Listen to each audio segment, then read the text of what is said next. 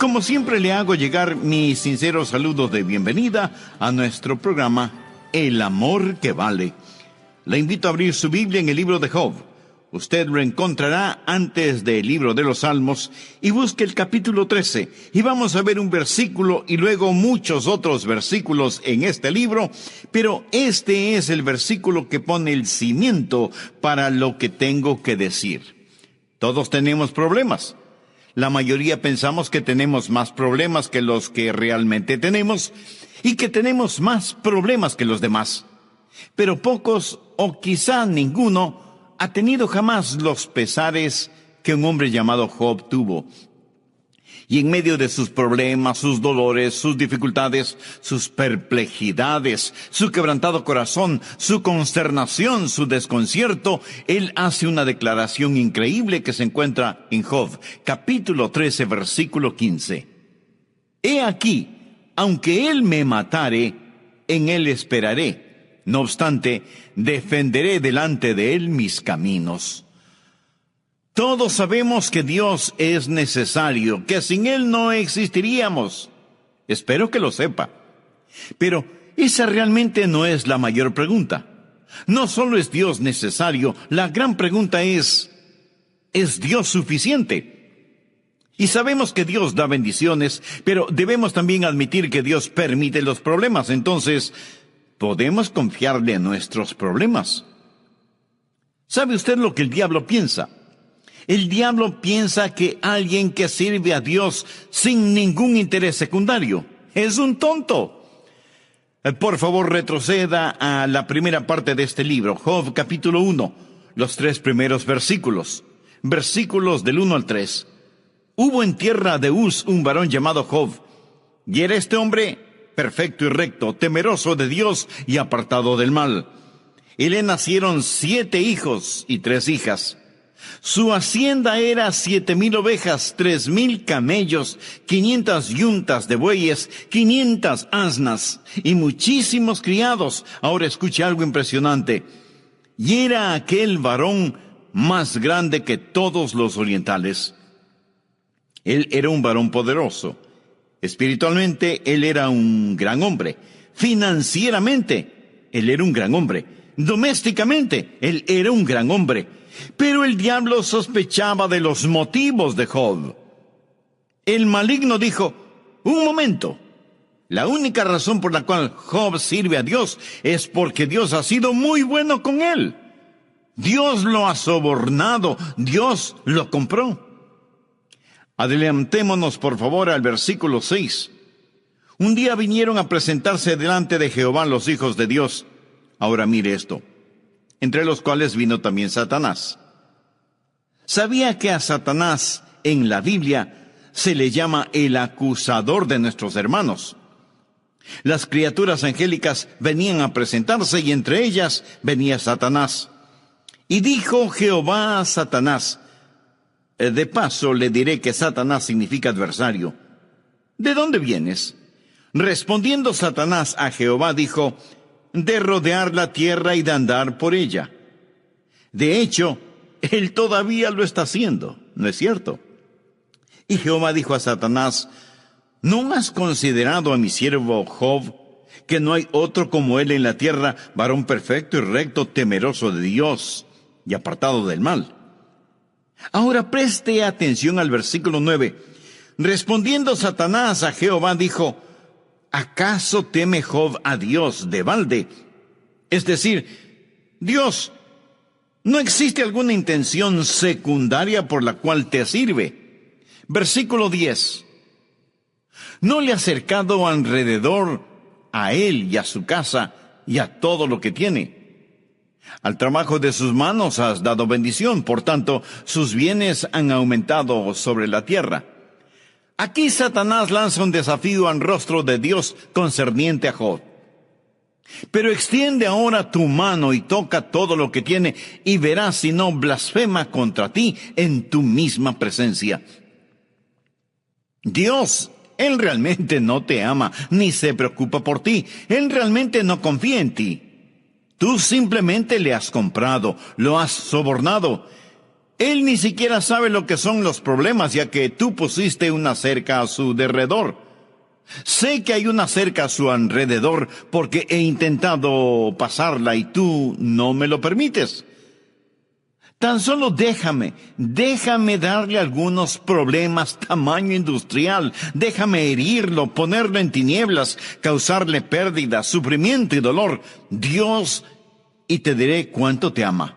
Él escupirá tu rostro, te maldecirá a la cara. Note el versículo 12. Dijo Jehová a Satanás: he aquí todo lo que tiene está en tu mano, solamente no pongas tu mano sobre él. Y salió Satanás de delante de Jehová. Ahora, como veremos, Satanás le causará problemas increíbles a Job. Y al final, después de todos esos problemas, Job dijo: he aquí, aunque él me matare, en él esperaré. El diablo le dijo: Dios, Él te ama porque tú has sido tan bueno con Él, porque tú le has dado riquezas, porque le has dado hijos, porque has puesto una cerca a su alrededor. Él te ama porque, amigo, esa es la más débil clase de amor. Cuando usted le dice a su esposa: te amo porque eres linda, o cuando ella le dice a su esposo: te amo porque provees para mí, ¿qué pasará si él pierde su trabajo y ella pierde su belleza? Esa clase de amor puede ser amenazante, y esa es la clase de amor que Satanás pensó que Job sentía por Dios. Le amas porque, elimine el porque y desaparece el amor. Déjeme decir algo en forma incidental aquí. Cuando usted expresa amor a su cónyuge, a sus hijos o a cualquier persona que en verdad ama, elimine el condicional porque y diga simplemente: te amo. No porque lo que tienes o por lo que haces, sino por quien eres. Satanás no podía creer que Job amara a Dios por quien Dios era. Debía haber un motivo ulterior. Y es que el mundo es de esa manera. ¿Sabe lo que el mundo dice? Bueno, ese hombre va a la iglesia por razones de negocios. O esa persona está en el ministerio solo para ver qué puede sacar. Y así por el estilo. El diablo está lleno de esa clase de mentiras. Y él no cree que nadie puede amar a Dios simplemente porque ama a Dios. Así que el libro de Job nos mostrará que Dios no solo es necesario, sino que Dios en sí mismo es suficiente como para que le amemos y confiemos en Él en medio de nuestros problemas. Ahora aquí están 3 preguntas que deseo hacerle, y si usted puede responderme sí a estas preguntas, usted tiene el mismo tipo de fe que tenía Job. Pregunta número 1. ¿Puede confiar en Dios cuando usted está sumergido en sufrimiento? ¿Se puede confiar en Dios cuando uno se encuentra sufriendo? Recuerde lo que dijo Job: he aquí, aunque él me matare, en él esperaré.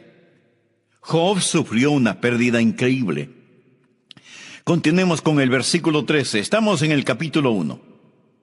Y un día aconteció que sus hijos e hijas comían y bebían vino en casa de su hermano el primogénito, y vino un mensajero a Job y le dijo: estaban arando los bueyes y las asnas paciendo cerca de ellos, y acometieron los sabeos y los tomaron, y mataron a los criados a filo de espada. Solamente escapé yo para darte la noticia. Es decir, primero, Job había perdido sus finanzas. Él tenía todos sus animales, su ganado, sus rebaños. Él era un ranchero acaudalado, y súbitamente, en un instante, todo le fue arrebatado. Bueno, si mañana por la mañana usted se despierta en pobreza, si la bolsa de valores se viene abajo y usted tiene todo en acciones y bonos, y su tan llamada fortuna se desvanece, ¿podría usted aún confiar en Dios? ¿Podría? Bien, espero que sí. Job quedó en la quiebra de la noche a la mañana. Hubo pérdida financiera.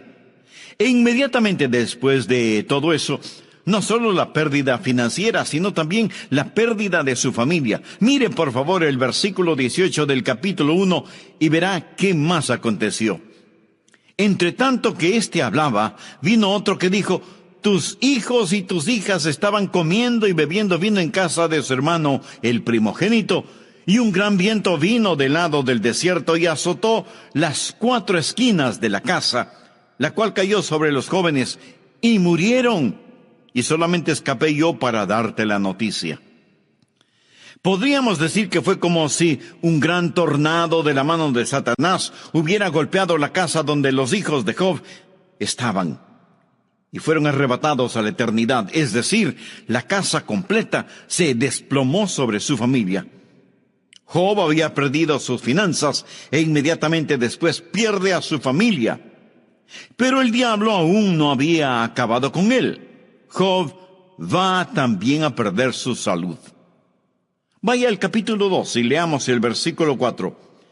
Respondiendo Satanás dijo a Jehová: piel por piel, todo lo que el hombre tiene dará por su vida. Pero extiende ahora tu mano y toca su hueso y su carne, y verás si no blasfema contra ti en tu misma presencia. Y Jehová dijo a Satanás: he aquí, él está en tu mano, mas guarda su vida. Y ahora Job está cubierto desde la coronilla de su cabeza hasta la planta de sus pies de grandes úlceras y llagas que han herido su cuerpo con fiebre y dolor. Su cuerpo está absorbido con la infección que erupcionaba en su piel, tanta que Job tomó un fragmento de una olla de barro quebrada para rascarse, y al hacerlo, supuraciones putrefactas salían de las llagas. ¿Puede imaginarse estar cubierto de la cabeza a los pies con furúnculos sangrantes y malolientes? Job había perdido su fortuna, su familia y su salud, pero el diablo aún no había terminado con él. Job tenía 3 amigos que vinieron para consolarle, para hablar con él, pero de consoladores no tenían nada. Quiero que escuche lo que uno de ellos dijo. Busque Job capítulo 4 versículo 7. Elifaz le dice a Job: recapacita ahora. ¿Qué inocente se ha perdido? ¿Y en dónde han sido destruidos los rectos? En otras palabras, Elifaz le dice: Job, viejo picarón, ¿qué es lo que has estado haciendo de malo? Porque nadie sufre de esta manera siendo inocente. Dios nunca ha dado la espalda a la gente justa. Elifaz asumía que Job tenía un pecado secreto. Si Job hubiera estado haciendo lo bueno, nada de lo que le pasó le hubiera pasado. Perder su fortuna, perder su familia, perder su salud y hasta su reputación. Todos nosotros cuidamos celosamente nuestra reputación, ¿verdad? ¿Qué haría usted si perdiera su reputación? ¿Qué, sin que usted haya hecho nada malo, la gente piense que sí lo hizo?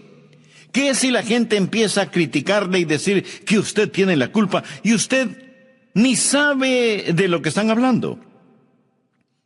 Hay muchas personas que tienen esa filosofía en estos días. A muchas de ellas usted las ve en la televisión transmitiendo un mensaje que dice: si usted está bien con Dios, va a tener riquezas, va a ser acaudalado, tendrá dinero, comodidades, carros hermosos y lujosos, usted lo tendrá todo. De paso, envíenos un generoso donativo. Amigo, esta clase de personas abundan en la televisión, ¿lo ha notado?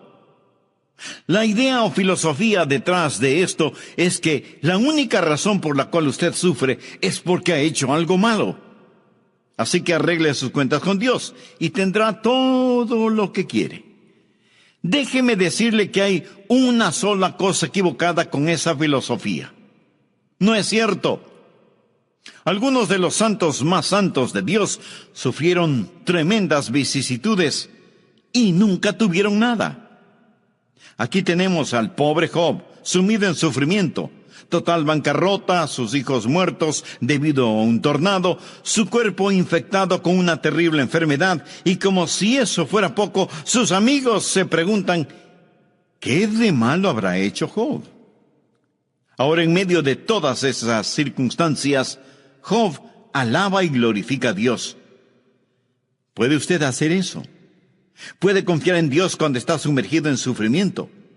No piense que la fe es la forma de evitar el sufrimiento. Vayamos por un momento al libro de Hebreos capítulo 11. En este capítulo, Dios da una lista de los héroes de la fe, aquellas personas que hicieron cosas increíbles por fe. Y tenemos breves destellos de sus victorias. Los versículos del 32 al 35 dicen: ¿y qué más digo? Porque el tiempo me faltaría contando de Gedeón, de Barak, de Sansón, de Jefté, de David, así como de Samuel y los profetas, que por fe conquistaron reinos, hicieron justicia, alcanzaron promesas, taparon bocas de leones, apagaron fuegos impetuosos, evitaron filo de espada, sacaron fuerzas de debilidad, se hicieron fuertes en batalla, pusieron en fuga ejércitos extranjeros, las mujeres recibieron sus muertos mediante resurrección. Si solo leyera eso, yo me enlistaría de inmediato. Si eso es la fe cristiana, póngame en esa lista. Si parece que todo es solo miel y nada de hiel, pero espere un minuto. Desde el versículo 36 hay un cambio. Otros, y subraye esa palabra, experimentaron vituperios y azotes, y a más de esto, prisiones y cárceles. Fueron apedreados, aserrados, puestos a prueba, muertos a filo de espada. Anduvieron de acá para allá cubiertos de pieles de ovejas y de cabras, pobres, angustiados, maltratados, de los cuales el mundo no era digno, errando por los desiertos, por los montes, por las cuevas y por las cavernas de la tierra. En este punto a lo mejor usted pregunta: ¿pero qué hicieron de malo? La respuesta está en el versículo 39. Y todos estos, aunque alcanzaron buen testimonio mediante la fe, tenían un buen testimonio, y no habían hecho absolutamente nada malo. Y pensamos en aquellos que lograron escapar y los que pudieron soportar. Les fue dada la fe para escapar, fe para soportar. Unos fueron puestos en libertad, otros encontraron la muerte. ¿Tiene usted la fe para ser liberado? Pues me alegro por usted. Tiene la suficiente fe como para morir. Qué pregunta, ¿verdad? ¿Qué es lo que estoy tratando de decir? Sencillamente esto: usted puede tener fe y calamidad al mismo tiempo. Tener fe no significa que usted va a salir bien librado siempre. Fe no es recibir de Dios lo que usted quiere. Fe es aceptar lo que Dios le da. Entonces la pregunta es: ¿puede confiar en Dios cuando usted está sumergido en sufrimientos?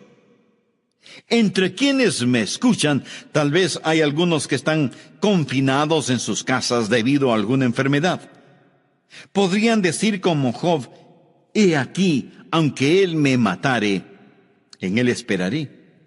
Si usted puede decirlo, tapará la boca al diablo. Verá, el diablo piensa: tan solo dejen que esos creyentes tengan un poco de problemas, que tengan persecución, que terminen en bancarrota. Dejen que uno de sus hijos muera, que tengan alguna enfermedad que consuma su cuerpo, que tengan ese tipo de problemas, que sean culpados por hacer mal, cuando ellos no han hecho absolutamente nada malo. Ellos maldecirán a Dios. Pero Job aseguró: yo no voy a maldecir a Dios, yo voy a alabarle. Job expresó: Jehová dio y Jehová quitó. Sea el nombre de Jehová bendito. Amigo, quiero que veamos lo siguiente. Miren lo que dice Job en medio de tan trágicos pesares. Leamos en el capítulo 1, versículo 20. Entonces Job se levantó y rasgó su manto y rasuró su cabeza y se postró en tierra y adoró y dijo: desnudo salí del vientre de mi madre y desnudo volveré allá. Jehová dio y Jehová quitó, sea el nombre de Jehová bendito. Ahora, observe esto. En todo esto no pecó Job, ni atribuyó a Dios despropósito alguno.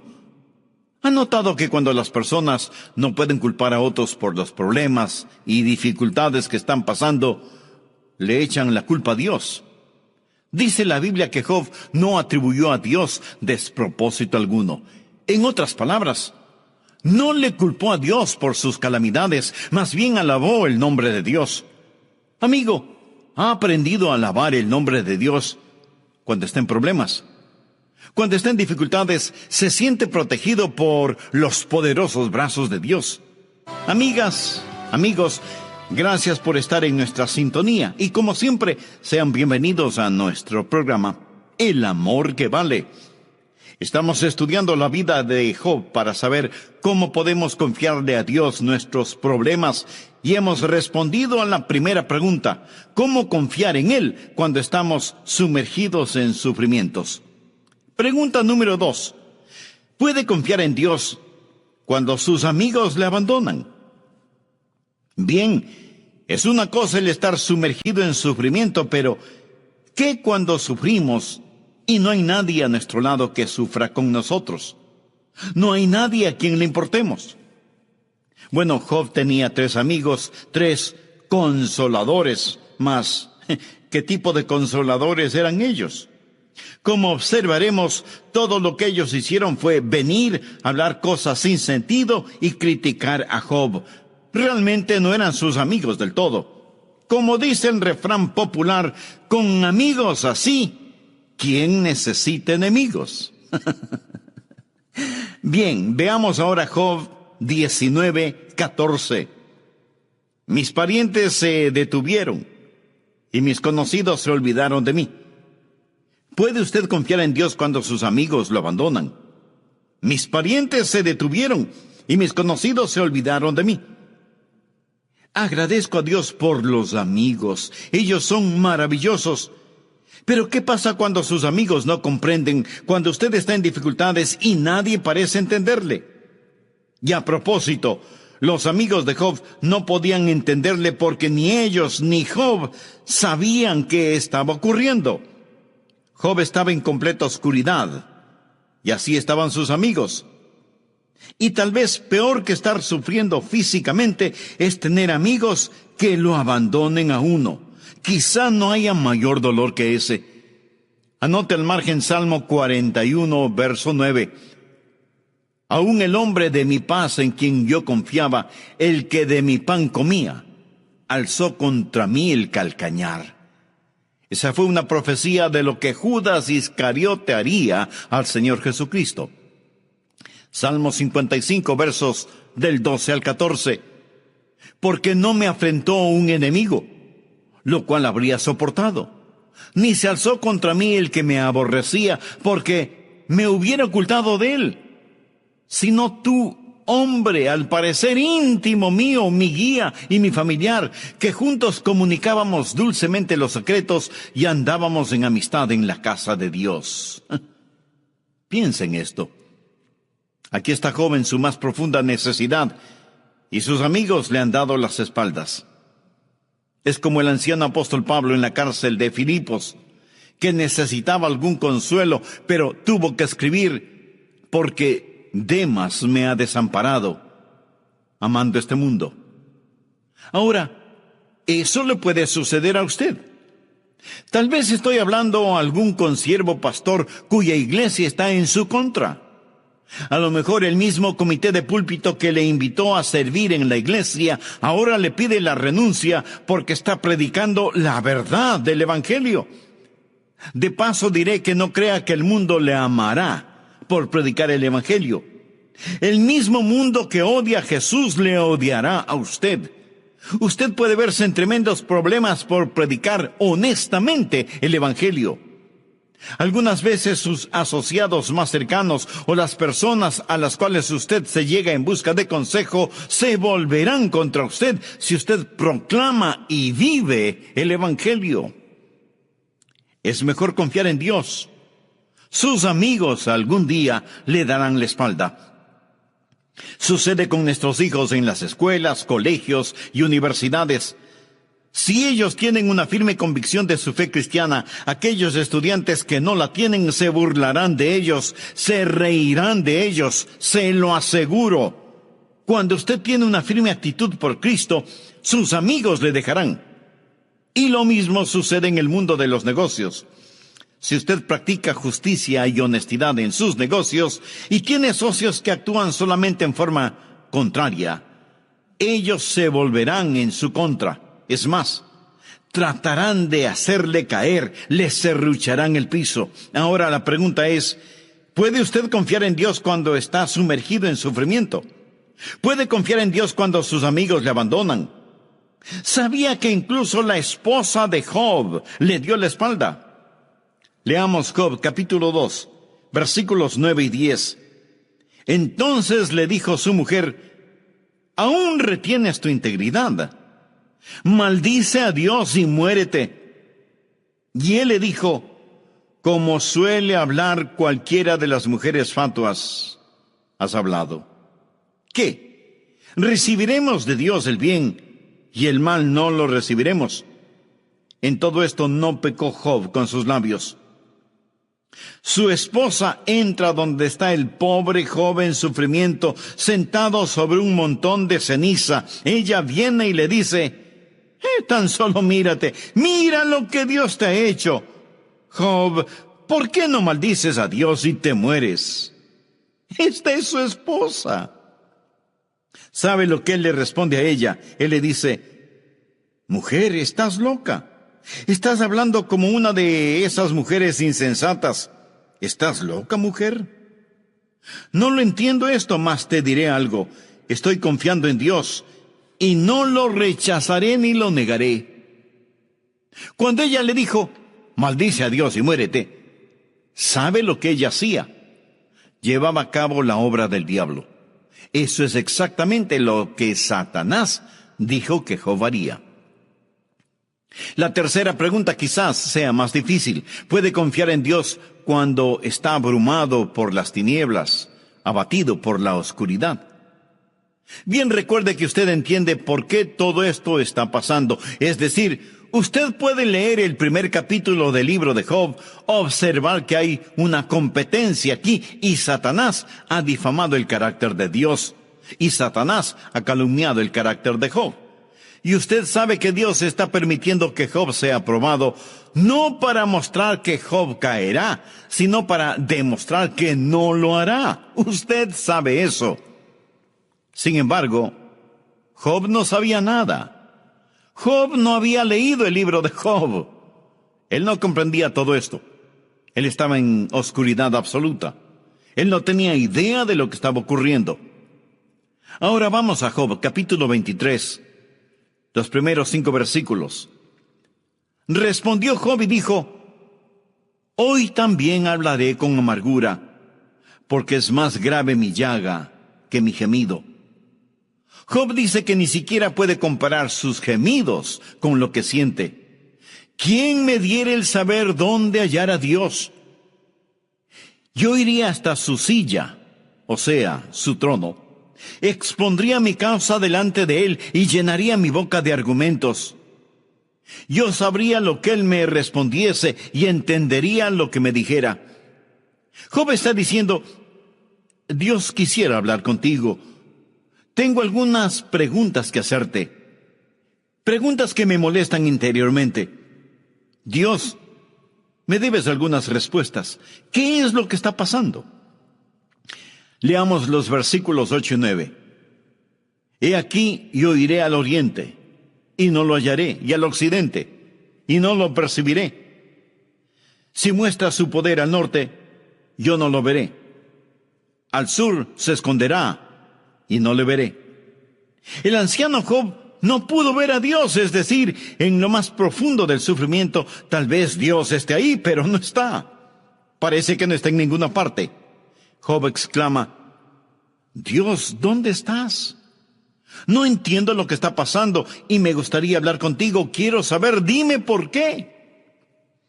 Si usted está en tinieblas ahora mismo y está diciendo, Dios, me debes algunas respuestas, busque el capítulo 50 de Isaías. Aquí el profeta tiene una gran pregunta, versos 10 y 11. ¿Quién hay entre vosotros que teme a Jehová y oye la voz de su siervo? El que anda en tinieblas y carece de luz, confíe en el nombre de Jehová y apóyese en su Dios. He aquí que todos vosotros encendéis fuego y os rodeáis de teas. Andad a la luz de vuestro fuego y de las teas que encendisteis. De mi mano os vendrá esto. En dolor seréis sepultados. El temer a Dios es bueno. El obedecer a Dios es bueno.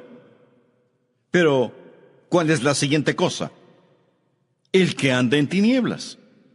Y usted dirá, un momento, pastor, eso no parece encajar aquí. Una persona que teme a Dios y obedece a Dios y sin embargo anda en tinieblas y carece de luz, eso no cuadra, pastor. Bien, ¿qué dice Dios que hay que hacer?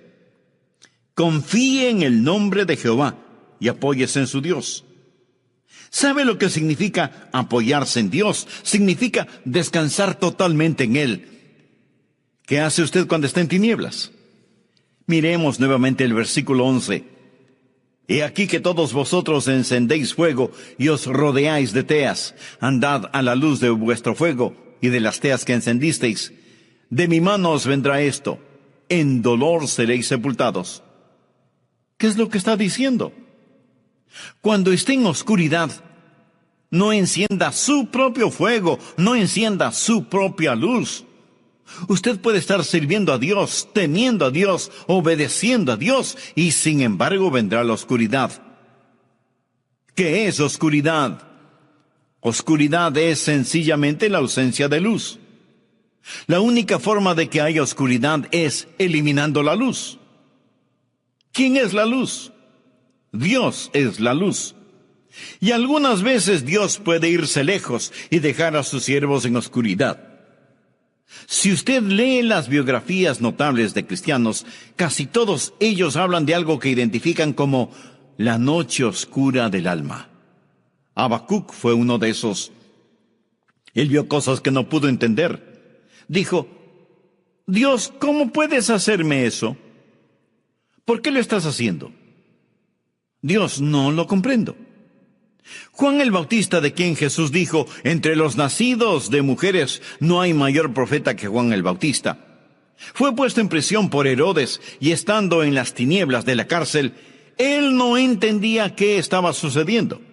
Fue un gran profeta, experimentó tales tinieblas que mandó a sus compañeros a que preguntaran a Jesús si en verdad él era el Mesías o debían esperar por alguien más.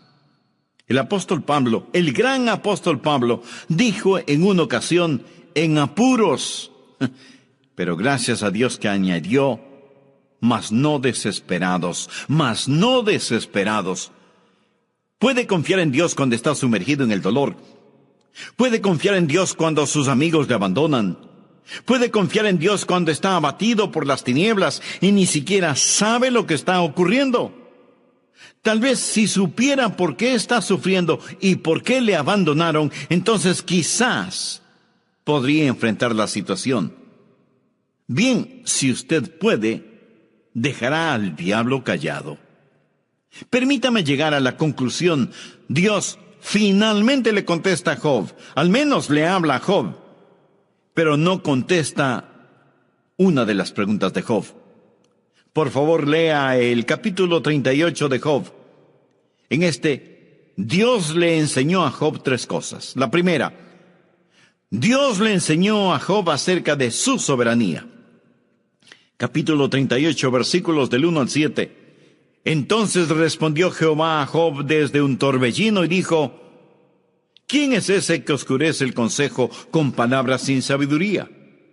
Ahora, ciñe como varón tus lomos. Yo te preguntaré y tú me contestarás. ¿Dónde estabas tú cuando yo fundaba la tierra? Házmelo saber si tienes inteligencia. ¿Quién ordenó sus medidas, si lo sabes? ¿O quién extendió sobre ella cordel? ¿Sobre qué están fundadas sus bases? ¿O quién puso su piedra angular cuando alababan todas las estrellas del alba y se regocijaban todos los hijos de Dios? Job, siéntate. Quiero preguntarte algo, hijo. ¿Dónde estabas cuando yo hice todo? Job, cuando creé el universo, cuando puse este mundo en órbita en el espacio, cuando lo diseñé todo, ¿Estabas tú allí? ¿Entiendes, Job? Amigos, los científicos de hoy están tratando de descubrir lo mismo con su telescopio Hubble y aún no lo han descubierto. Job no lo descubrió y usted tampoco lo descubrirá.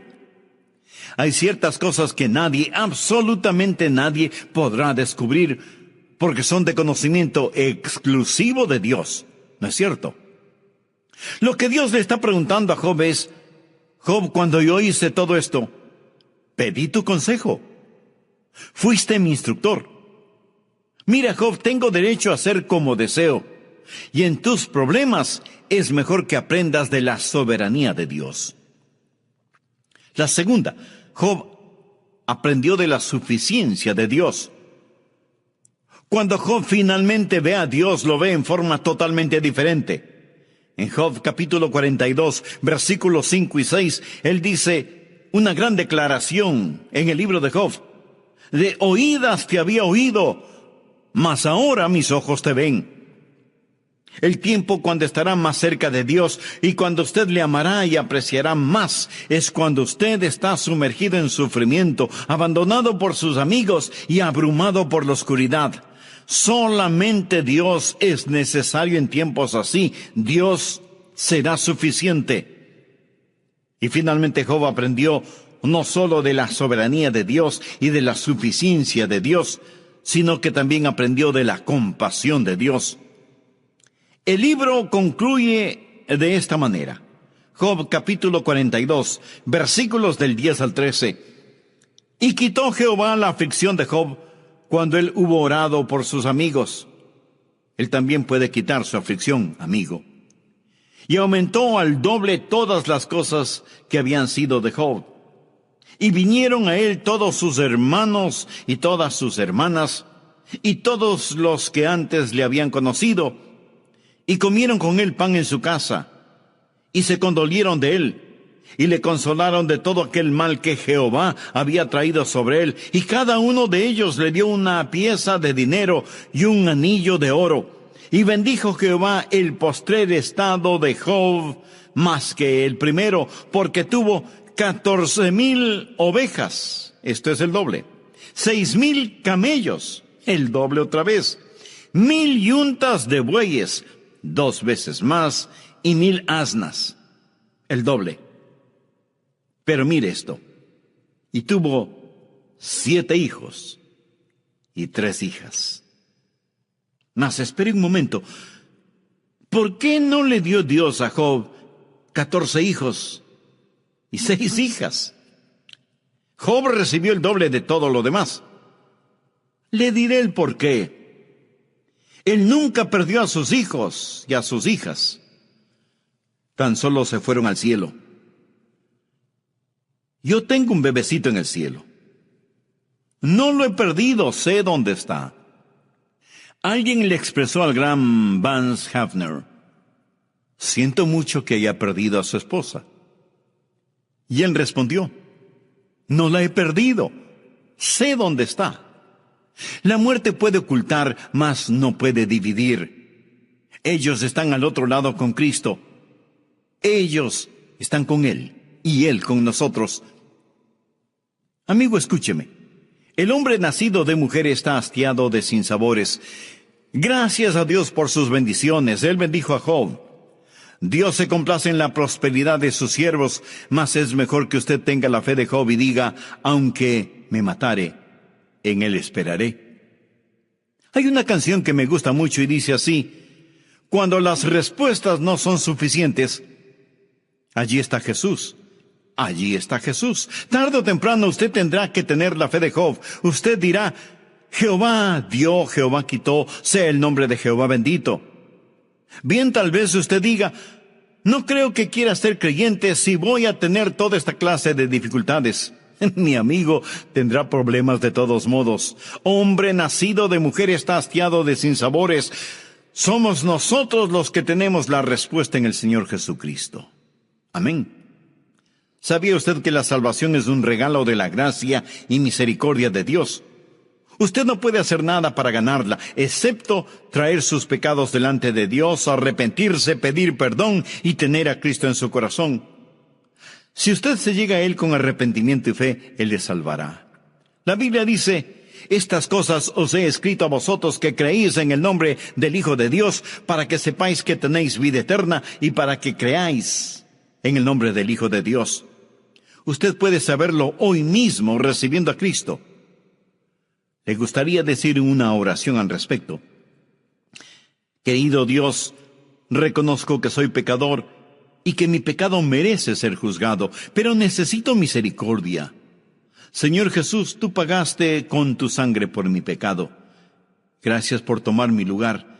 Me arrepiento de mis pecados y te recibo en mi corazón como mi Salvador y mi Señor. No pido ninguna señal o alguna sensación emocional. Me aferro a tu palabra y con todo mi corazón confío en ti.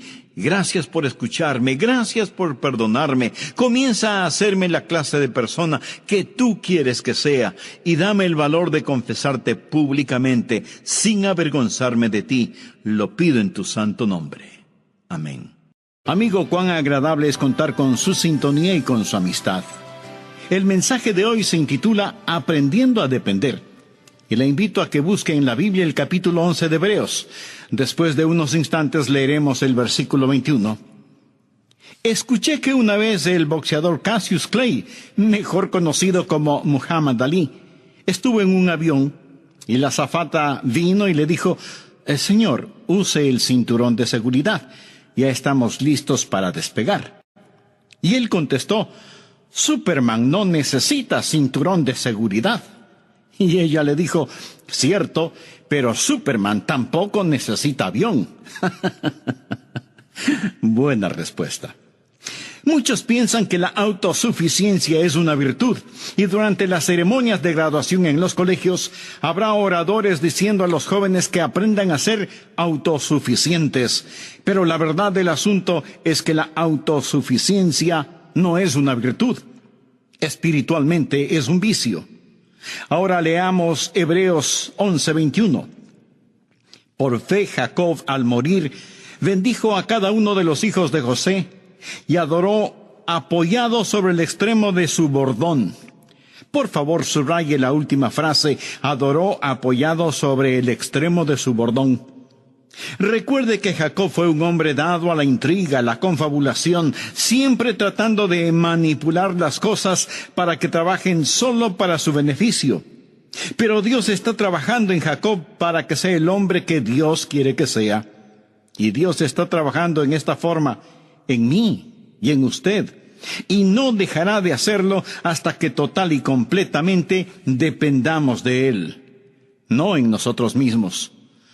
Muchos de nosotros somos como un viejo vaquero que solía decir: yo no soy lo que era antes, no soy lo que debo ser, pero doy gracias a Dios por lo que voy a hacer.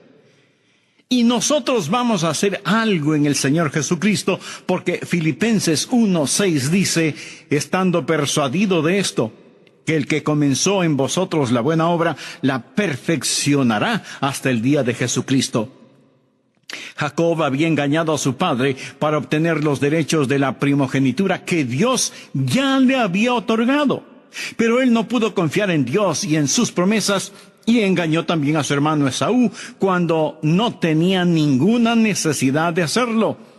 Y Esaú cambió su primogenitura por un plato de lentejas o de frijoles o de habichuelas o como usted quiera llamarlo. Recuerde esa historia. Si no la recuerda, será bueno que la vuelva a leer en la Biblia. Pero Jacob tiene que huir porque Esaú está lleno de iras contra él. Esaú, el hermano gemelo de Jacob, y que fue el primero en nacer, quiere matar a Jacob. Y Jacob, con el rabo entre las piernas, como se dice vulgarmente, huye de su hermano y se va hacia el desierto. Y acostado en tierra, teniendo una roca como almohada, tiene una visión de una escalera que descendía del cielo. Y tuvo una experiencia con Dios, y Dios le habló. Y muchas cosas increíbles y maravillosas le pasaron. Y por 20 años, él estuvo aprendiendo en la dura escuela de la vida. Y ahora quiere hacer las paces con su hermano Esaú, porque entiende que no puede estar bien con Dios hasta que no esté bien con su hermano, a quien había engañado y contra quien había conspirado. Tiene que estar en paz con él. Además, le informaron que su hermano venía buscándolo. Esa es la situación de Jacob. Y Dios va a usar todos estos acontecimientos para hacer que Jacob crezca y deje de depender en él mismo. Estoy seguro que alguien preguntará, pastor, pero ¿qué tiene que ver eso conmigo? Mucho. Y lo que tiene que ver con usted es increíble. Por eso le pido que me escuche atentamente. Deseo que deje de lado su autosuficiencia y dependa en Dios, porque las tres cosas que le sucedieron a Jacob hace ya tanto tiempo van a tener correspondencia en su vida y en la mía. La misma preparación de este mensaje ha sido un desafío para mi propio corazón. Vayamos al libro de Génesis, capítulo 32, en donde está registrada esta parte de la historia de Jacob. Aquí hay cosas muy interesantes. Por ejemplo, ¿por qué Dios dice que Jacob adoró apoyado sobre el extremo de su bordón? ¿Por qué Dios puso esta frase aquí? Vamos a ver tres principios y espero que usted esté listo para aprenderlos. Primero, Dios le protegerá, pero no le mimará. Leamos Génesis 32, versículos 1 y 2. Jacob siguió su camino y le salieron al encuentro ángeles de Dios. Y dijo Jacob cuando los vio, campamento de Dios es este, o sea, el ejército de Dios, y llamó el nombre de aquel lugar Mahanaim. Jacob está huyendo y de pronto ve a algunos ángeles. Se da cuenta que por 20 años en el desierto y en otros lugares ha tenido una escolta de ángeles. Los ángeles de Dios habían acampado alrededor de él para protegerle. Ahora recuerde que Jacob no está totalmente bien con Dios, pero los ángeles le protegían. Jacob era falto de madurez, estaba fuera del compañerismo con Dios y sin embargo Dios le protegía. Y quiero decir a quienes me están escuchando este momento que deben agradecer a Dios por los ángeles que acampan alrededor suyo, protegiéndolo aunque usted no se lo merezca. Yo sé con certeza que los ángeles de Dios me han protegido durante toda mi vida. Me faltaría el tiempo para contarles cómo vez tras vez Dios literalmente por medio de sus ángeles me han protegido y me han liberado. La Biblia enseña que los ángeles son espíritus ministradores. Así que aquí tenemos a un hombre completamente fuera de la comunión con Dios y aún así Dios le protege y le guarda y finalmente permite que vea a esos ángeles. Ahora ponga atención a lo siguiente.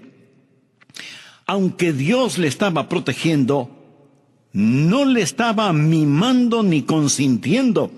Dios permitió que Jacob experimentara necesidades, escasez y dificultades. Lo que sucedió fue lo siguiente. Esaú venía, y seguramente venía buscando venganza, y viene con un ejército de 400 hombres fuertes. ¿Pudo Dios haber evitado que Esaú venga contra Jacob? Escúcheme, Dios lo planificó todo. Dios le va a traer problemas a Jacob. Jacob tuvo un suegro llamado Labán, y Labán quería saber cómo tratar con Jacob. Anote al margen Génesis 31:24. Y vino Dios a Labán arameo en sueños aquella noche, y le dijo, guárdate que no hables a Jacob descomedidamente. Y esa frase significa, no le hagas daño, pero tampoco le ayudes. Sencillamente déjalo ir. Verá, este es el punto. Dios permitirá que usted haga las cosas como usted quiere, hasta cuando llegue a un callejón sin salida. Aquí está un hombre fuera de la comunión con Dios, un hombre en peligro, pero protegido por los ángeles de Dios. Pero Dios no lo mima. Dios no evita que experimente dificultades. Y ahora Jacob sabe que Esaú está viniendo con 400 hombres armados, y Jacob está en el desierto. Y la mente de Jacob comienza a trabajar, a planificar, a conspirar. podemos ver su autosuficiencia. Leemos en Génesis 32, versículos del 3 al 5, y envió Jacob mensajeros delante de sí a Esaú, su hermano, a la tierra de Seir, campo de Edom, y les mandó diciendo, así diréis a mi señor Esaú. ¿Se imagina a Jacob llamando Señor a Esaú? Así dice tu siervo Jacob, con Labán he morado y me he detenido hasta ahora. Y tengo vacas, asnos, ovejas, siervos y siervas, y envío a decirlo a mi Señor para hallar gracia en tus ojos. Puede notar el adulo en sus palabras. Se imagina llamándole Señor al hermano del cual se burló y contra el cual conspiró, y al que ahora está tácitamente implorando misericordia. No es sorpresa que Jacob actúe de esa manera. Sabe que su hermano viene contra él con 400 hombres armados. Pero notemos algo más que él hace. Veamos cómo trabaja su mente. Veamos su autosuficiencia. Y los mensajeros volvieron a Jacob diciendo, vinimos a tu hermano Esaú, y él también viene a recibirte, y 400 hombres con él. Entonces Jacob tuvo gran temor, y se angustió, y distribuyó el pueblo que tenía consigo, y las ovejas, y las vacas, y los camellos, en 2 campamentos, y dijo, si viene Esaú contra un campamento y lo ataca, el otro campamento escapará. ¿Lo ve? Jacob trata de evitar una pérdida total. Hace una división y dice, si Esaú ataca a un grupo, el otro grupo podrá escapar.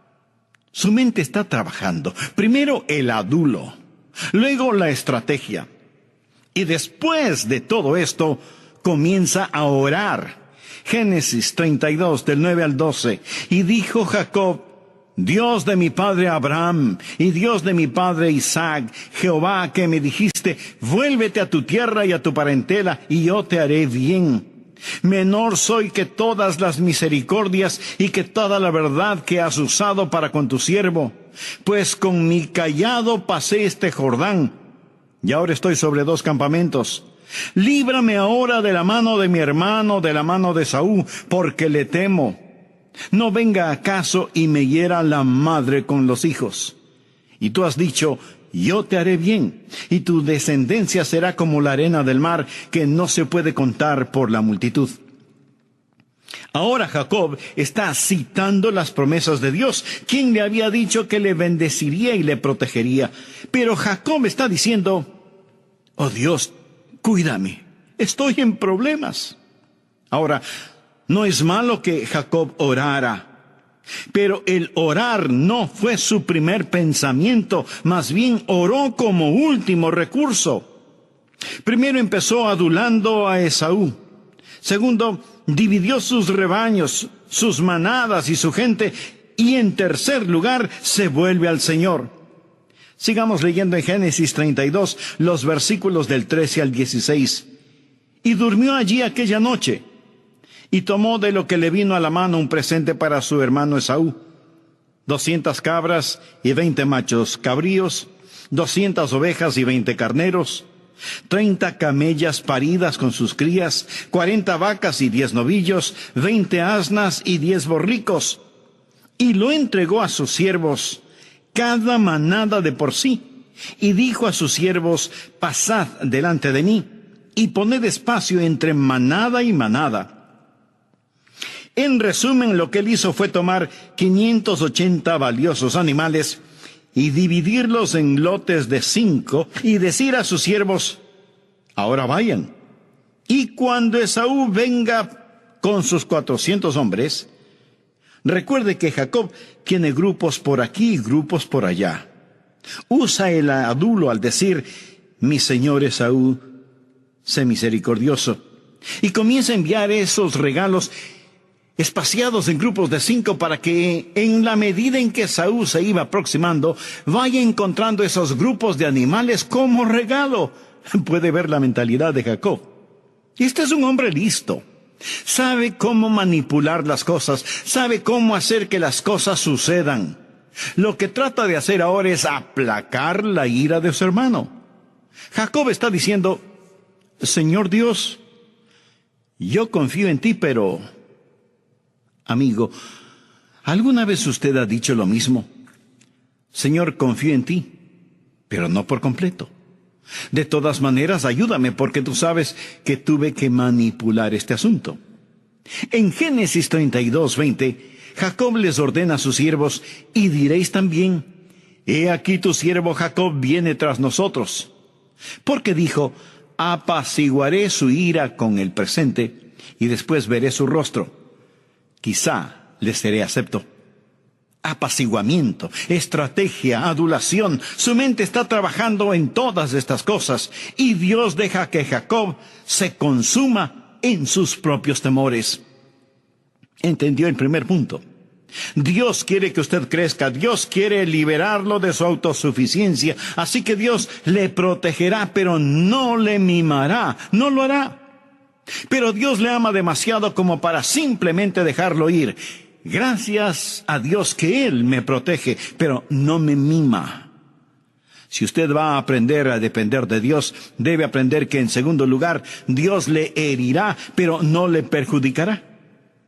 Usted pregunta, ¿que Dios me herirá? Es mejor que crea que así será. Dios le herirá, le provocará dolor, pero no le perjudicará. Jacob hizo todo lo que hizo y al final lo encontramos solo. Génesis 32:24 dice, así se quedó Jacob solo y luchó con él un varón hasta que rayaba el alba. Ahora Dios preparó todo para que Jacob se quedara solo. Carnalmente nadie quiere estar solo o sola. Tenemos una generación de gentes que no pueden soportar la soledad, el estar solas con Dios. Esa es la razón por la que la gente al entrar a su casa o a la habitación de un hotel automáticamente encienden la televisión o escuchan la radio. Siempre quieren estar con alguien. No queremos estar a solas con Dios porque no podemos mirar a Dios ni a nosotros mismos cara a cara. Todos nosotros necesitamos momentos de quietud, de estar a solas para realmente pensar y reflexionar. Pienso que si David hubiera tenido un pequeño radio de transistores, no tendríamos el Salmo 23. Necesitamos estar a solas. Cuando Jacob estuvo solo, tuvo una confrontación con Dios mismo. Veamos el versículo 24 nuevamente. Así se quedó Jacob solo y luchó con él un varón hasta que rayaba el alba. Después de todos los planes y manipulación, Jacob ahora se encuentra solo en la oscuridad. De pronto alguien salta sobre él y tiene que luchar. ¿Quién era este extraño? Era Cristo, preencarnado. Esto sucedió mucho tiempo antes de que Jesús naciera de una virgen. Es lo que se llama una teofanía, o sea, una preencarnación del Señor. Algunos piensan que Jacob luchó con un ángel, pero ese no es el punto. El ángel comienza la lucha con Jacob. Dios está tratando de hacer algo con él. Dios quiere liberar a Jacob de su autosuficiencia. Así que el Señor se traba en lucha física con él. Y lucharon toda la noche de un lado para el otro. Un hombre mortal en lucha con el Dios Todopoderoso. Y cuando ya iba a amanecer, el ángel hizo algo muy significativo. Leamos Génesis 32:25. Y cuando el varón vio que no podía con él, tocó en el sitio del encaje de su muslo y se descoyuntó el muslo de Jacob mientras con él luchaba. Y dijo, esto es, el ángel le dijo a Jacob, déjame, porque raya el alba. Y Jacob le respondió, no te dejaré si no me bendices. El ángel y Jacob luchan de un lado para el otro. Unas veces prevalecía el uno, otras veces prevalecía el otro. Amigo, ¿no cree que el ángel pudo haber vencido a Jacob en cualquier momento? Me gusta lo que alguien dijo al respecto. La pelea estaba arreglada. Quiero decir, aquí un mero mortal luchando. Si hubiera sido esta lucha con un ángel común y corriente, no hubiera habido competencia. Pero Jacob luchaba con el Cristo preencarnado y luchó toda la noche. Y finalmente, como si el Señor hubiera dicho, Jacob, no me gusta lo que te voy a hacer, toca el lugar del encaje del muslo y lo descoyunta, y Jacob no puede seguir luchando. ¿Alguna vez ha visto a los luchadores en acción? Mi hijo mayor fue un luchador. Tengo 2 nietos que son luchadores. ¿Sabe cuál es el muslo más importante para un luchador? El músculo más importante. El del muslo. Sus piernas.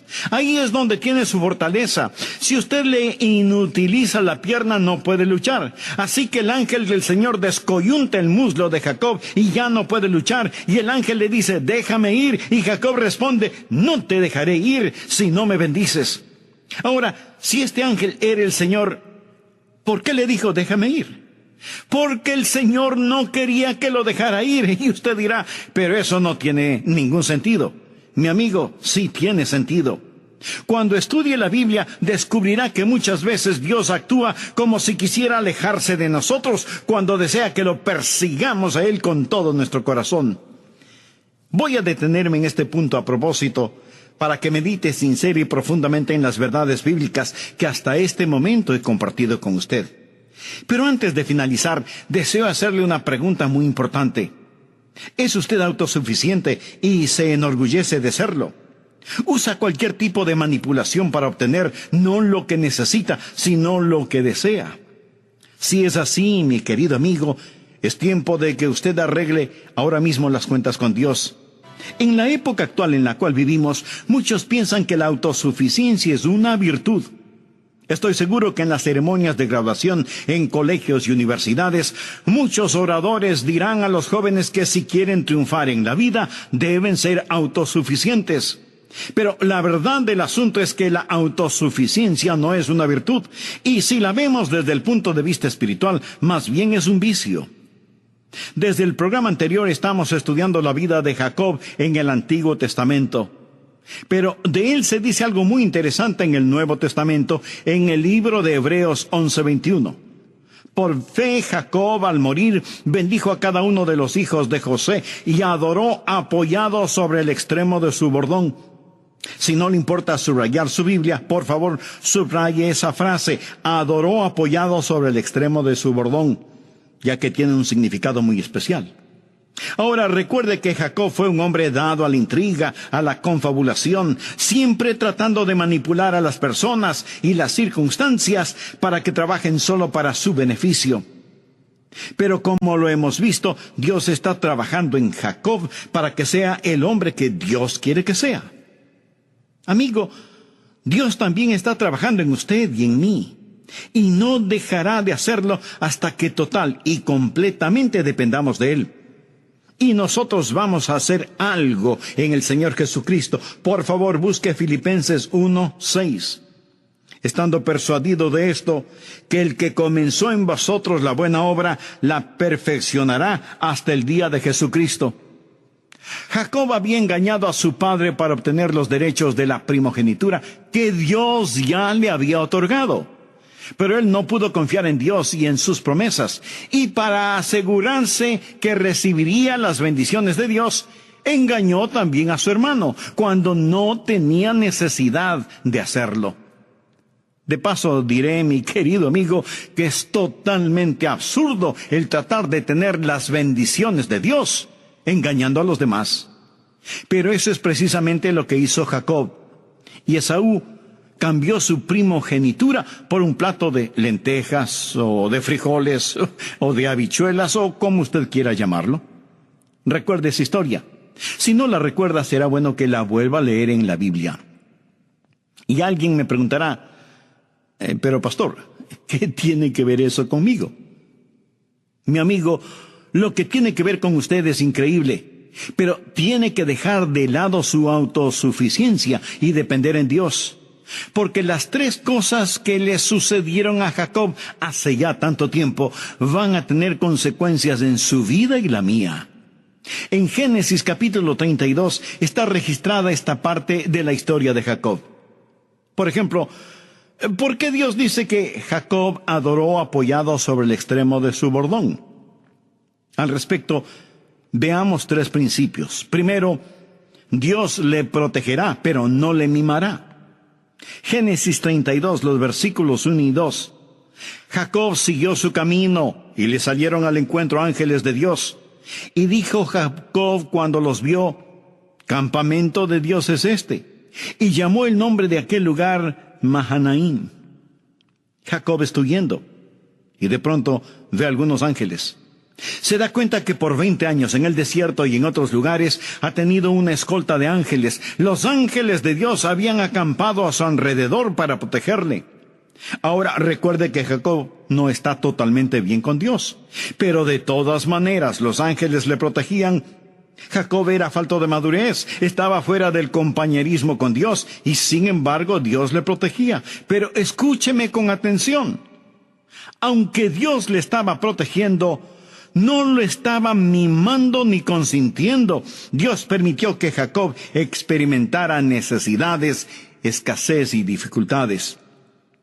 En segundo lugar, Dios le herirá, pero no le perjudicará. No faltará quien pregunte, pero pastor, ¿está seguro que Dios me herirá? Es mejor que crea que así será. Dios le herirá, le provocará dolor, pero no le perjudicará. Jacob hizo todo lo que hizo y al final lo encontramos solo. Y cuando estuvo solo, tuvo una confrontación con Dios. Veamos Génesis 32:24. Así se quedó solo Jacob, y luchó con él un varón hasta que rayaba el alba. Después de todos los planes y manipulación, Jacob ahora se encuentra solo en la oscuridad. De pronto, alguien salta sobre él y tiene que luchar. ¿Quién era ese extraño? Era Cristo preencarnado. Esto sucedió mucho tiempo antes que Jesús naciera de una virgen. Es lo que se llama una teofanía, o sea, una preencarnación del Señor. El ángel comenzó la lucha con Jacob. Dios está tratando de hacer algo con él. Dios quiere liberar a Jacob de su autosuficiencia. Así que el Señor se traba en lucha física con él. Un hombre mortal en lucha física con el Dios Todopoderoso. Ahora cambiemos de escenario. ¿Recuerda la historia de los 2 discípulos que iban hacia Emaús después de la resurrección? Y Jesús se les apareció en su cuerpo resucitado y caminó con ellos, y sus corazones ardían en sus pechos. En Lucas 24, versículos 28 y 29 leemos: llegaron a la aldea donde iban, y él, o sea Jesús, hizo como que iban más lejos. Mas ellos le obligaron a quedarse diciendo: quédate con nosotros porque se hace tarde. Entró, pues, a quedarse con ellos. Recuerda la mujer sirofenicia que tenía una hija poseída por el demonio. Esta madre vino a Jesús y le rogaba que echase fuera de su hija el demonio. Y Jesús le dijo algo al parecer extraño. No está bien tomar el pan de los hijos y echarlo a los perrillos. Respondió ella y dijo: sí, Señor. Pero aún los perrillos debajo de la mesa comen de las migajas de los hijos. Y Jesús alabó la gran fe de esa mujer e hizo exactamente lo que ella le había solicitado. Al leer la Biblia, encontrará que Dios algunas veces actúa como si quisiera que usted lo deje solo, pero en realidad Él quiere que usted lo persiga con todo su corazón. Volvamos a la historia de Jacob. El ángel le dijo a Jacob: déjame, porque raya el alba. Jacob ha llegado al final del túnel. Ya no sirve su arma secreta. ¿Y cuál era su arma secreta? Bien, escuche el razonamiento de Jacob. Si mi adulo no da resultado con Esaú, y él mata a toda mi gente, aunque la tenga dividida en 2 campamentos, y si los regalos que le he enviado no le convencen y finalmente viene, por lo menos podría haber corrido, pero ahora no puedo ni siquiera correr. Así que no tengo ninguna otra esperanza sino tú. Y no te dejaré ir hasta que me bendigas. Dios había traído a este hombre hasta el punto en donde se diera cuenta que su única esperanza era Dios. No sus intrigas, sino su rendición. No sus manipulaciones, sino sus ruegos. Dios le hirió, pero no le perjudicó. ¿Cómo le gustaría a usted eso? A lo mejor no le gusta esa idea y dice: no me gusta la idea de que Dios me hiera. Amigo, Dios le ama demasiado como para dejarlo tranquilo con su autosuficiencia. Dios le protegerá, pero no le mimará. Dios le herirá, pero no le perjudicará. Mi padre me provocaba dolor. ¿Alguna vez su padre le ha castigado? Mi padre solía aplicar la tabla de la educación sobre el asiento del conocimiento, pero no me perjudicaba. Una vez un cirujano tomó un escalpelo y me cortó. ¿Se puede imaginar eso? Quiero decir, en verdad abrió una parte de mi cuerpo. Él me provocó tremendo dolor, pero no me perjudicó. Más bien, me ayudó al eliminar de mi vesícula una verdadera colección de piedritas. Escúcheme. Lo que estoy tratando de decir es lo siguiente. Dios le protegerá. Nunca dejará de tener sus ojos sobre usted, pero Él no le mimará, no le consentirá. Por el contrario, Dios le disciplinará. Leemos en Proverbios 3:12, porque Jehová al que ama castiga. Y Hebreos 12:11 dice, es verdad que ninguna disciplina al presente parece ser causa de gozo, sino de tristeza. Pero después da fruto apacible de justicia a los que en ella han sido ejercitados. En tercer lugar, Dios le quebrantará, porque desea bendecirle. ¿Cuál fue el propósito de la lucha de Jacob con el ángel? Bien, leamos Génesis 32:27. Y el varón le dijo, el ángel le habla a Jacob, ¿cuál es tu nombre? Quien respondió, Jacob. ¿Sabía usted que el nombre Jacob significa suplantador, engañador? En lenguaje moderno significa un artista del engaño. En diferentes ocasiones, cuando he mencionado este tema, algunas personas me han dicho, pastor, no debería decir eso. Nuestro hijo se llama Jacob. Permítame decirle que el nombre de Jacob ha sido transformado. Si usted se llama Jacob o Jacobo, es un nombre honorable porque vamos a ver lo que Dios hizo. Génesis 32:28. Y el varón, o sea, el ángel, le dijo, no se dirá más tu nombre Jacob, sino Israel, porque has luchado con Dios y los hombres y has vencido. El nombre Israel significa príncipe. Por lo tanto, el ángel le dice, antes tu nombre significaba artista del engaño, pero ahora tu nombre significa príncipe, porque has luchado con Dios y los hombres y has vencido. Entonces Jacob le preguntó y dijo, declárame ahora tu nombre. Y el varón respondió, ¿por qué me preguntas por mi nombre? Y lo bendijo allí. Y llamó Jacob el nombre de aquel lugar Peniel, porque dijo, vi a Dios cara a cara. Ahora ya sabemos con quién luchó Jacob. Y fue librada mi alma. Y cuando había pasado Peniel, le salió el sol, y cojeaba de su cadera. Jacob tuvo su encuentro con Dios. El sol comienza a levantarse, pero ahora Jacob cojeaba de su cadera. ¿Qué significa esto? Dios le quebrantó porque quiso bendecirle. Y ya no se llamará Jacob sino Israel. Ahora es un príncipe. ¿Cree usted que Dios no sabía su nombre cuando le preguntó, ¿cuál es tu nombre? Claro que Dios lo sabía, pero quería que Jacob lo admitiera. ¿Cuál es tu nombre? Mi nombre es suplantador, manipulador, artista del engaño. Bien, Jacob. Me alegro escuchar que lo admites. ¿Sabía que Dios le va a preguntar a usted lo mismo un día? Dios planificará todo para que uno de estos días, y para usted bien pudiera ser este día, se encuentre en el lugar en donde Él le va a preguntar, ¿cuál es tu nombre? Y usted tendrá que responder, mi nombre es ocioso, o incrédulo, o lujurioso, o mentiroso, o egoísta, etc.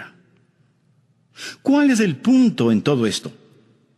Por decirlo así, Jacob tuvo que ser lisiado para ser coronado, tuvo que ser quebrantado para ser bendecido. Y deja de tener un nombre vergonzoso y ahora está en el salón de la fama. El resto de su vida tuvo que caminar apoyado en un bordón, y cuando le llegó el momento de morir, Hebreos 11:21 dice, y adoró apoyado sobre el extremo de su bordón, aprendiendo a depender, a confiar en Jesús. ¿Lo ve? Él tuvo que ser quebrantado para ser bendecido. Y con ustedes lo mismo. Dios quiere quebrantarle para poder bendecirle. Sabía que a Dios le gustan las cosas rotas. Los hombres botan las cosas rotas, pero Dios en realidad nunca usa ninguna cosa que no esté rota, esto es, quebrantada. En uno de sus salmos David dijo, al corazón contrito y humillado no despreciarás tú, oh Dios. Muchos creyentes no son usados por Dios simplemente porque nunca se han quebrantado. Y uno de estos días, si Dios le quebranta y usted es como pan partido y vino derramado, Dios podrá usarle. Dios tomó el refrigerio de un pequeño muchacho, lo partió y alimentó a multitudes. María rompió un frasco de alabastro para derramar su perfume sobre el Señor Jesucristo como prueba de su amor. El profeta Jeremías dijo, harad campo para vosotros y no sembréis entre espinos. Usted nunca tendrá la cosecha que debería hasta que no hunda bien el arado y desmenuce la tierra. Aún el Señor Jesucristo, al celebrar la Pascua con sus discípulos, tomó el pan y lo partió y dio a sus discípulos y dijo, tomad, comed, esto es mi cuerpo que por vosotros es partido. Algunos de ustedes me dirán, Pastor Rogers, yo no quiero ser quebrantado. Bueno, en un sentido no lo será si es que se quebranta usted mismo. La Biblia dice, si pues nos examinásemos a nosotros mismos, no seríamos juzgados. Eso quiere decir que si nos acercamos al Señor con absoluta humildad y quebrantados, dejando de lado nuestra autosuficiencia, nuestras manipulaciones, nuestras intrigas, y dejamos de para empezar a confiar en Dios y su palabra, entonces Dios actuará y nos usará en una forma que nunca pudo hacerlo antes. Retornemos a nuestro texto en Hebreos 11:21. Por fe Jacob, al morir, bendijo a cada uno de los hijos de José y adoró apoyado sobre el extremo de su bordón. Jacob es un hombre viejo y está muriendo, pero se apoya en su bordón. La mayor parte de su vida estuvo cojeando. La mayor parte de su vida tuvo que usar un bordón. Y aun cuando estuvo muriendo, adoró a Dios apoyado en su bordón. Aún inválido, él fue más fuerte apoyado en su bordón que lo que hubiera sido parado en sus dos pies. Para concluir, quiero decirle algunas cositas para que las aplique a su corazón. Primero, quiero decirle que un fracaso no necesita ser terminal. Jacob fue un fracaso, pero Dios lo tomó y lo utilizó. Y si usted ha sido como Jacob, huyendo de Dios, autosuficiente, manipulador, engañador, hay esperanza para usted. Segundo, si usted es sabio y entendido, evite una lucha en la cual lleva las de perder y ríndase ahora mismo. Si se examina a usted mismo, no será juzgado por los demás. Tercero, si hay sufrimiento en su vida, deje que eso le enseñe a depender en el Señor Jesucristo. Aprenda a apoyarse en Él. Cuarto, cuando todo se haya hecho y dicho, es su adoración por fe lo que realmente importa. ¿Cómo Dios resumió la vida de Jacob? Con tantos episodios y experiencias en la vida de este hombre, Dios lo resume todo en esa expresiva frase: cuando murió, él adoró apoyado en el extremo de su bordón. Jacob tenía 147 años cuando murió. Estaba débil y cansado, pero él pasó sus últimos momentos adorando a Dios. ¡Qué hermosa manera de morir! Un hombre queriendo agradar a Dios pensó que conseguiría ese objetivo volviéndose un ermitaño y se fue a vivir en una cueva. Un día alguien vino a visitarle y le preguntó: ¿sigues luchando con el demonio?